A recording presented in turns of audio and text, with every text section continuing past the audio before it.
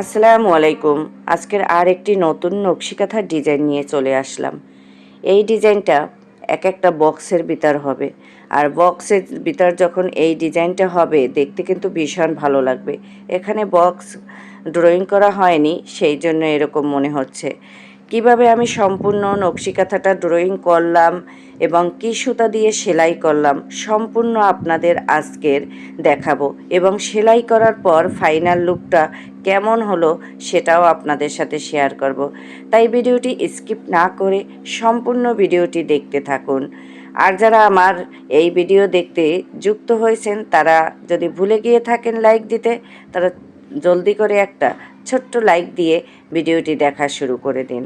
আর যারা নতুন এসেছেন তারা আমার চ্যানেলটি সাবস্ক্রাইব করে পাশে থাকবেন, আর বেল আইকনটা অন করে রাখবেন একটু, তাহলেই আমি যখন ভিডিও ছাড়বো সাথে সাথে আপনারা নোটিফিকেশন পেয়ে যাবেন। আমি এখানে একটা মার্কার পেন নিয়ে ড্রয়িংটা সেরে নিচ্ছি। আজকের এই নকশিকাঁথার ড্রয়িং প্রত্যেকটা ফুল তেমন বেশি একটা ঝামেলার না, তারপরও কিন্তু সুন্দর লাগতেছে। এই ডিজাইনটা একটা বক্সের ভিতরে হবে। যখন এটা পুরো বক্সের ভিতর দেওয়া হবে দেখতে কিন্তু একটা অন্যরকম লুক দেবে। আমি আপনাদের দেখিয়ে দিচ্ছি, এখানে সব তো আর দেখানো যায় না, একটা ফুল আমি ড্রয়িং করে দেখিয়ে দিচ্ছি। বাকিটা আমি অফ ক্যামেরায় করে নিয়েছি। এই যে দেখতেই পাচ্ছেন এখানে পাপড়িগুলো একটু বড় হয়ে গেছে, একটা দাগ দিতে ভুলে গেছিলাম, পরবর্তীতে দিয়ে নিয়েছি। কোনো সমস্যা নাই, ওটা সেলাই করে নিলেই ঠিক হয়ে যাবে। দেখুন তো কেমন লাগতেছে, ডিজাইনটা আমার কাছে একটু ইউনিক মনে হচ্ছে। আপনাদের কাছে এই ডিজাইনটা কতটা সুন্দর লাগছে একটু কমেন্ট বক্সে জানাবেন।